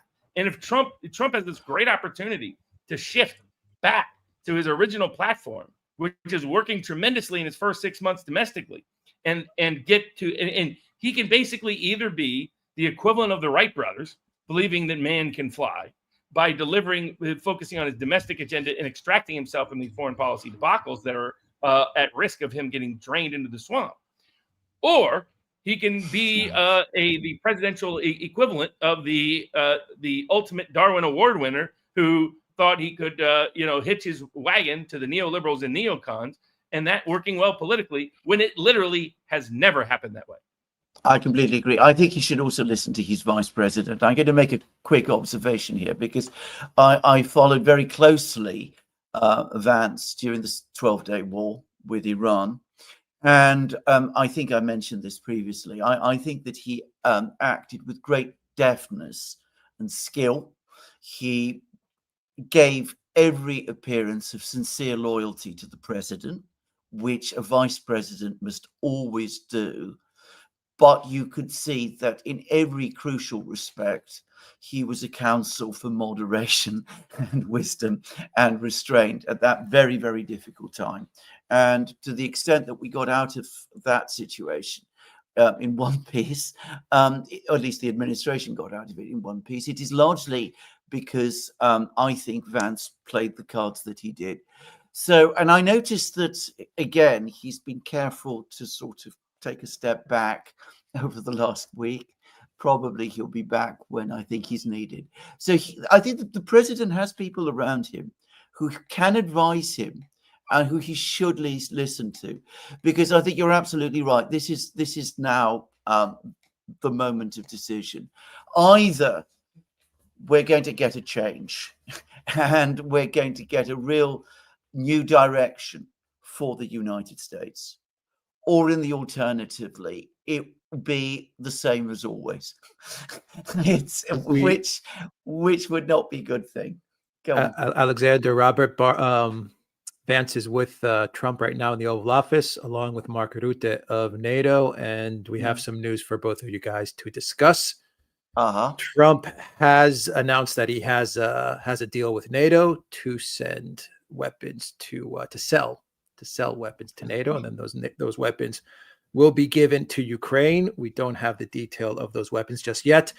And he announced, Alexander and Robert, that he will be placing secondary tariffs of 100% will be imposed on Russia if a deal is not reached with Ukraine in 50 days. And of course, those secondary tariffs, according to Trump, will be placed on Russia, but of course on Russia's trading partners. So that's the announcement from the Oval Office. Alexander, Robert, your thoughts? Yeah, I was pretty much. Well, go on. I was saying, Alex, you nailed it. You said that's what they were going to do. They were going to just launder the weapons as being sold through NATO. Now, it still doesn't fix the problem, as you guys have pointed out, that we don't have the weapons. Right? I mean, there's a bunch of weapons we just don't have. The weapons they need are weapons we don't have anymore. So we can't just make it up. And are we going to abandon Israel? Are we going to abandon the Chinese front? I don't think so. I know as much people in the Pentagon have no interest in doing that.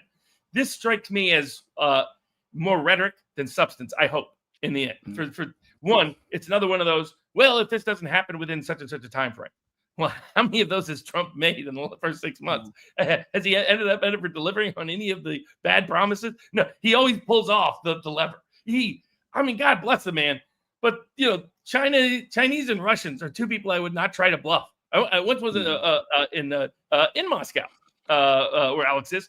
I went down to a poker game. This was early 2000s. I was like, I want to see what poker's like in Russia. I was helping people who were involved in Christian adoptions of Russian kids because the Russian foster system had kind of fallen apart at the end of the Soviet Union. You had all these kids who literally had nowhere to go. They were getting caught in human trafficking, horrible things. So I was helping various Christian and other religious groups who wanted to adopt kids anyway to be able to adopt kids from Russia. That blew up when years not connected to me, but somebody decided to send a Russian kid back to Russia because they didn't like the adoptee. And Putin was like, no more sending our kids anywhere outside the country. But this was back when it was more chaotic and difficult. But I was there for that. And I was like, I got to see a poker game in Russia. So I go down to this basement, right? It's like underneath like almost an old cathedral or something. I go down there and I just saw the crowd that was there. And I was like, this only ends one way. And it doesn't end with me walking out of here with money. It's like, if I win, I think I'm going to lose with this crowd. Or otherwise, I just lose and be happy about it. So I was like, I think I'll skip the Russian poker game tonight in Moscow. Why try to keep bluffing the Russians and the Chinese? Of all the people in the world who try to bluff, these are not the people to do it. I mean, God bless Trump. But this feels, I hope, also this is a hope too, admitted some wish casting, that this is just, hey, I'm going to be really tough. I'm really going to crush you. If you don't do what we say in 30 days, well, maybe 45 days, well, maybe 60 days, well, maybe 90 days. I'm hoping that's what it is, and not some, because first of all, how is he going to impose 100% tariffs on anybody buying Russian oil with countries that we have trade deals with? How are you going to do that? That would be a breach of the trade deal. That'd be a breach of the trade promise. This is the problem with starting getting in your head, oh, this tariff tool is fun. So why don't I just use it for anything that I want? Well, because it's no longer constitutional and legal when you do it that way. Because it's no longer good public policy globally and domestically when you do it that way. Americans are not interested in this Ukraine war at all. They're not going to pay a penny more at the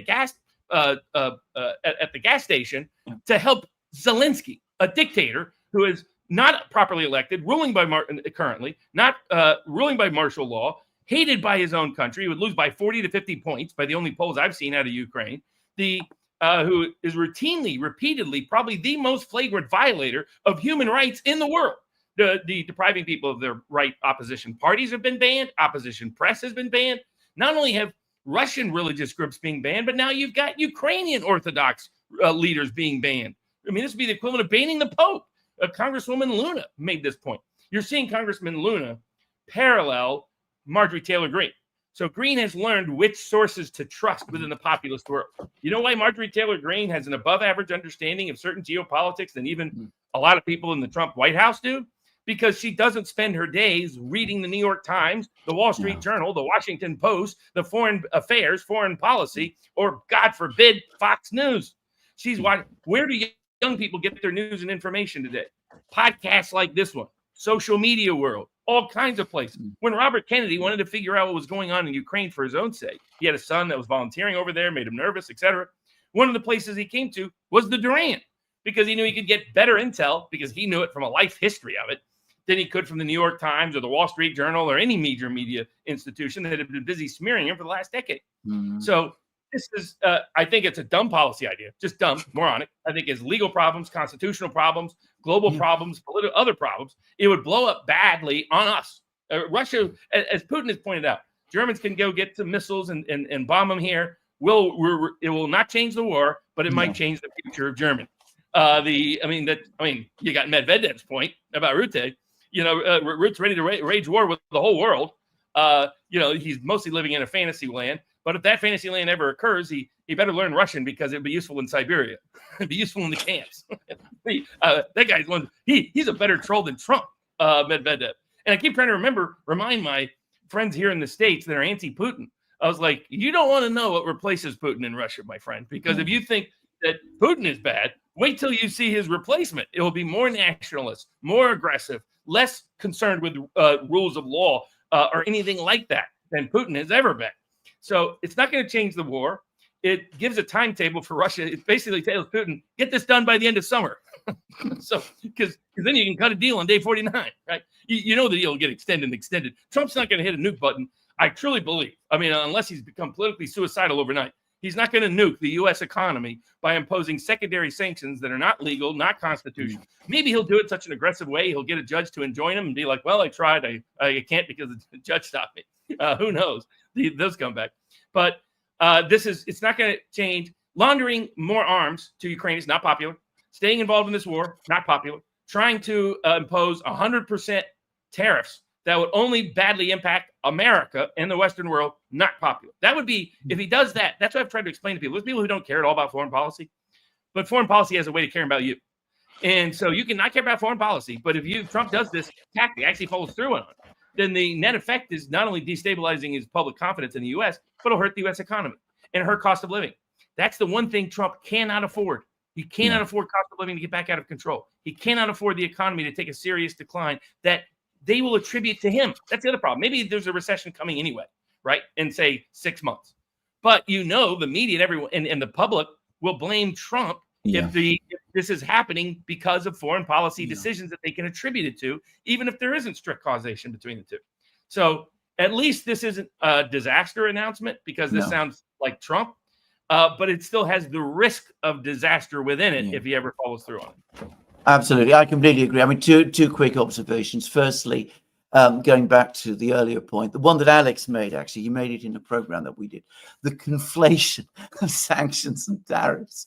I mean, again, maybe I'm making too much of this, but to me, this is very strange and very bizarre, and it is something that makes absolutely no sense to me. But the second point is the 50 days, because he's giving himself legal room, basically. He's actually creating a situation where from this point onwards, the pressure is not going to be on the Russians, it's going to be on him. Because in 50 days, by the way, everything can be sorted out and arranged. I mean, again, I know a little bit about this sort of thing. All kinds of things can be sorted out and arranged. Oil can pass through all kinds of ways and things of that kind. But he will not want to be put into a position where he's again imposing 100% tariffs on China, say, with a resumption of the trade war on China all over again. So this is exactly the kind of thing that I think he's going to try now within the next couple of weeks to try some kind of way out of it.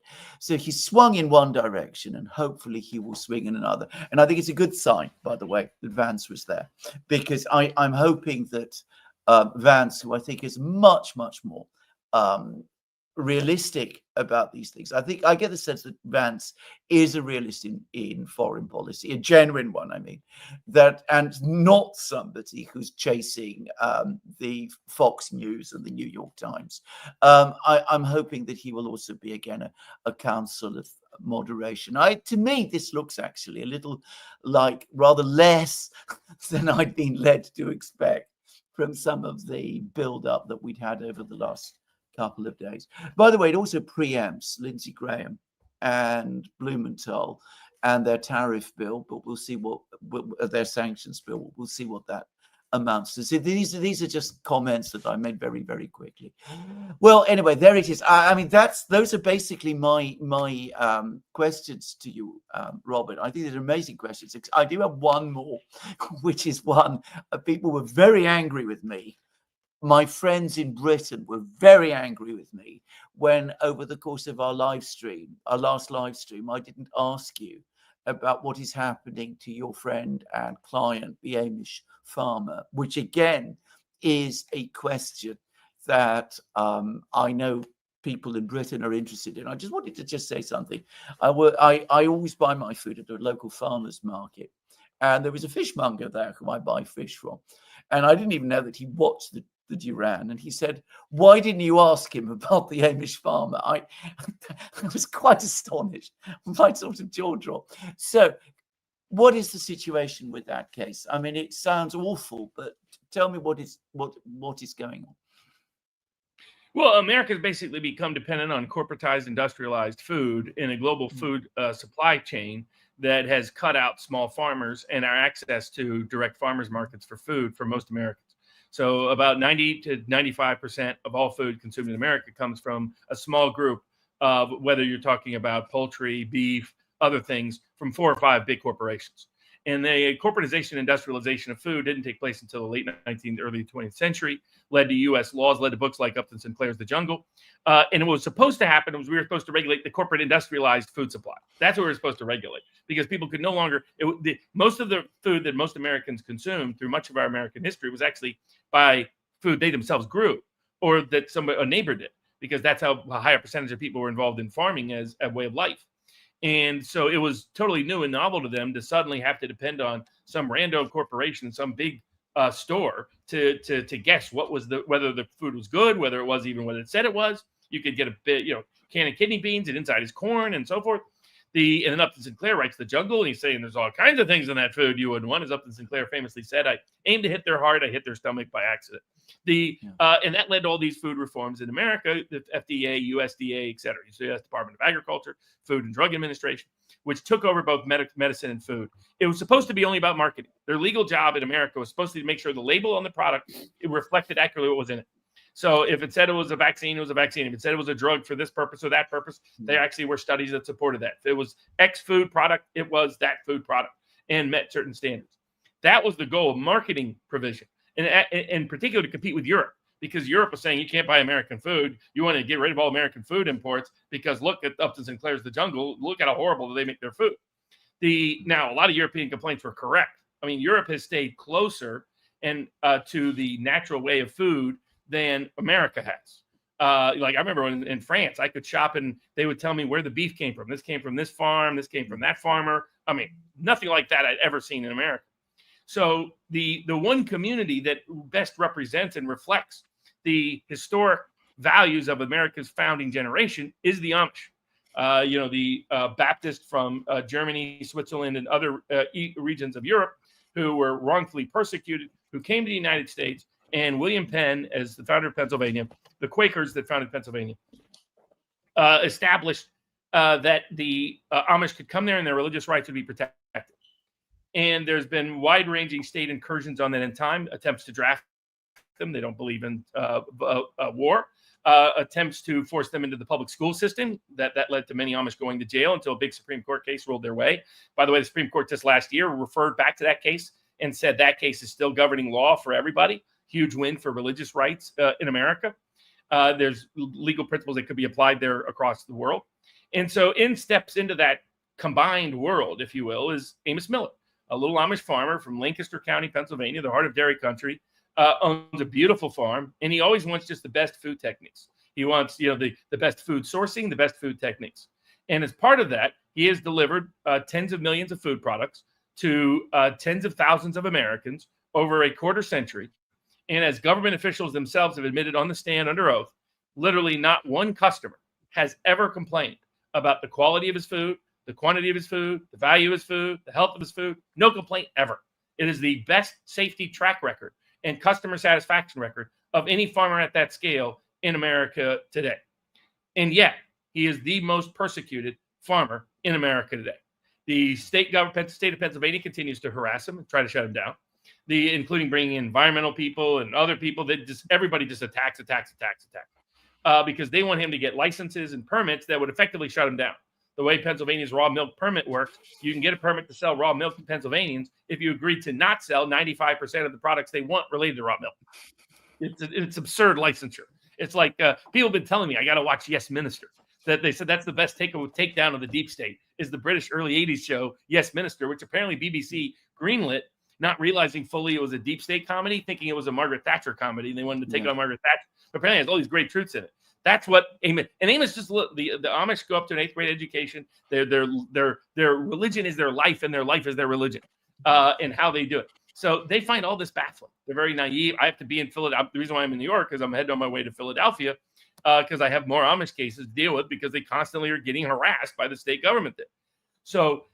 But the feds are also harassing. Now he's got the Internal Revenue Service, the Infernal Revenue Service, that revenue service, haranguing him and harassing him and nitpicking him on every little thing. And the Amish aren't big. They don't use computers. They don't believe in modern technology. So they don't have getting together records to put together stuff to feel the IRS is let's just say a big undertaking, more so than normal because it's an Amish farmer. And then last but not least, the federal government's case against them still sits in federal court. They have not dismissed the injunction. They have not restored it. Now, I will say enough people are making enough noise that Secretary of Agriculture, Brooke Rollins, personally contacted me and said she wanted to discuss the Amos Miller case. And I was like, and so I said, yes, be happy to do so. The opportunity the Agriculture Department has is to not only fix that case, but there was a study done by a major agricultural publication that's actually anti-Amish generally that said that that said Trump was guaranteed to win the election because he was guaranteed to win Pennsylvania. And the reason why he was guaranteed to win Pennsylvania is a record number of Amish registered to vote and voted in the election. And they attributed it to Amos Miller. There's that much support within the Amish world. That they're tired of being, all they want to do is just to live their lives. That's it. That's the promise we as America made. That's the promise state of Pennsylvania made. That's the promise President Trump made. So far, he's failed to deliver. Now, Secretary Rollins says she's sincerely interested in pursuing getting to the bottom of it.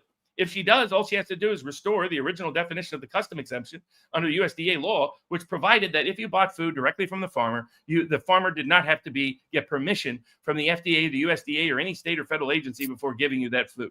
That's an informed consent model that our system of medicine and health and food is supposed to be about. I just know what I'm getting. And as long as I know what I'm getting, it's up to me to decide what goes into my body, not the government. And Amos Miller's case is a key for food freedom. He delivers, he's one of not only the best producers of certain food items. You can go to AmosMillerOrganicFarm.com and see all the list. I just had some of his cookies were outrageous. Good. His milk is unbelievable. I mean, his milk's better than cocaine, and now the government wants to ban it like it's cocaine. So it's my statement. So Amos appreciates all the prayers, all the good wishes. The 1776 Law Center provides the legal support for him. We're part of that. So all the fundraising that goes into that, we appreciate everybody who can help in that capacity. And Amos Miller he just wakes up each morning with his kids. They're all here to get their hats on, to get their homemade clothes on, and they can't wait to start a new day. That's who Amos Miller is, despite the extraordinary amount of government harassment he has faced. The fight, unfortunately, has to continue because it's another place where the Trump administration has not yet delivered. Well, this is excellent. Can I just say, I hope this conversation that you have really does go well, and that some kind of common sense and sanity and morality and ethics actually finally prevails here. As I said, it's amongst the farming community in Britain, which, by the way, is under a lot of pressure at the moment. This case has actually, gained quite a lot of traction, as I discovered for myself. Well, Robert, this has been an amazing program, and this is where I finish. I'm going to hand over to Alex. I'm sure he's going to have a few questions to put to you, and thank you very much again. Robert, we have a lot of questions. We're going to answer all the questions tomorrow in a dedicated video. I don't even know where to begin. We got so many questions. Let's see. A lot of questions about Vance, where Vance has gone. I give you Vance. Vance's opinion. Yeah. I talked to him at the beginning of the Ukrainian conflict. He's been a deep skeptic of the Ukrainian conflict all the way. He comes from the MAGA school that's a little bit Mearsheimer oriented, so that he sees China as a potential risk, but he doesn't want military conflict. You can see a speech he gave 2 years ago about this, that he sees it as an economic and cultural and geopolitical adversary, but that war is not the answer. In his opinion, he's someone who came up in Appalachia, Eastern Kentucky, Southern Ohio. That's the part he came from. That's the part that's had the most historic opposition to war in the history of this country. I mean, you can go back to the Civil War. I mean, why West Virginia is West Virginia? It's because of this. So not part of Virginia proper. So Appalachia's long had skepticism. I mean, they're tough guys. They're tough people. They'll be tough warriors, but they are reluctant warriors, and they find most wars to be for dumb politicians, not for their self-interest. And that's where he is. He's a deep skeptic of further engagement in Ukraine. My guess is he's probably the one who helped convince Trump to delay this, right? It'd be like Vance to figure, okay, how can I work with Trump? Okay, I got to get him away from this, but he's locked into it. Why don't you just say you're going to do it by this date, if knowing that gives negotiation room with Trump. Because with Trump, that gives you 50 days to look at some things, say, well, here's a downside, here's a risk, here's a problem, if we go forward, here's this, here's that. So Vance is trying to do the best he can within the administration as the vice president, not the president, but as the person who has the most political capital and the closest access to President Trump to get Trump to do the right thing and the smart thing and the intelligent thing. He wants there to be less war in the Middle East. You notice he wasn't in a lot of the photos with Bibi. You don't see JD eagerly photobombing those shots. So I think this is part of trying to redirect Trump, rechannel his energy back into what is more positive and productive, and try to give some intellectual coherence to Trump's all over the place sometimes. So if it was up to JD, I think we would be out of all these conflicts. But Trump, for some reason, has gotten sidetracked into them. It'll be up to JD to try to avoid a disaster that if Trump gets into that disaster, it will take JD with him. Okay, Robert, from locals, Mr. Mike says, good day all. As I noted to Robert last week, the same politicians and power brokers, the Maxwell-Epstein operation, wanted to blackmail are all the clients of the DC madam who also died mysteriously in 2008. Paul Frey's Black Book has been court sealed for over a decade. We shouldn't expect anything different with Epstein. That's unfortunately the recurrent pattern. I've had the unfortunate position of seeing this up close. I had a client, won't get into details. Let's just say I represented him briefly, then got out of that case real fast, as fast as I could. In which the music industry, the P. Diddy case was a cover-up case. That was a cover-up. The Diddy learned that from high-ranking music executives. Same honeypot operation, blackmail, extortion, etc. And they pretended he only trafficked women to himself. He ended up getting acquitted of all the serious charges. And this is an embarrassment on the Trump administration because the case happened even though prosecuted by Maureen Comey, who somehow still has a job there. So the person is right that these entrapment operations are usually sustainable and survivable because they implicate so many powerful people that it scares people from ever really outing them for what they are. And that's what we're seeing. Andrew Piscato says Epstein was about to fight. Epstein was about, could you fight the deep state? Right. He's saying for them, the symbolism is if you can't take on Epstein, then you can't take on the deep state. That's how a lot of the Trump supporters saw it. That's why it's so significant. And Trump, while he's pretending that the two have nothing to do with each other, he knows down deep they do. That Trump giving in to not disclosing the Epstein files is Trump giving into the deep state. Is Trump letting the swamp drain him? And that's why so many of his core supporters are so concerned. Christina says, was the failed assassination of Trump intentional to manipulate him? He believes he was spared by God for a purpose. That's a dangerous thing. It can be if it gets misdirected. No question about that. To his supporters, it was a sign from God that he should take out the deep state. Deep state's the deep state. That's that. And the corruption of America's constitutional republic by these corrosive administrative bureaucratic oligarchs that have railroaded our economy and society and politics. But there's always a danger that somebody takes the wrong message from it. Sparky says, Robert, is President Trump doing the opposite of what makes sense technique like George Costanza and Seinfeld? Is it actually a big picture, big, beautiful, shake the box technique? Will it work? Well, I wish that is what it was. Unfortunately, I'm not seeing a lot of evidence that is what it is. This doesn't look like 4D chess. This looks like bad 2D checkers. The Palantir says Trump recently gave a speech in his Middle East tour where he spoke against nation building and neocon policies. Then Trump associates with Keith Kellogg and Lindsey Graham. What is going on here? It is as baffling and befuddling to some of Trump's closest friends and longest advisors as it is to the rest of us. Because I've talked to some of them, and none of them, they're all like, I don't know what's going on. And I don't know why it's, many of them suspect there is some sort of blackmail or something else. But I don't, with Trump, it's easy. If he likes to buy himself an ad, you sell him on something that only he could do. Only he could bring peace to the world. You just got to bring pressure on Putin. Only you can bring peace to the Middle East. You just got to bring pressure on those Iranians. Only you can bring peace and prosperity and democracy to the world. You just got to start using tariffs as sanctions policies, whether they're UN lawyers or Brazilian leaders. And that's all a trap. It's the ultimate form of honey trap. The illusion that you can create peace through war. And unfortunately, right now, Trump seems to be succumbing to it.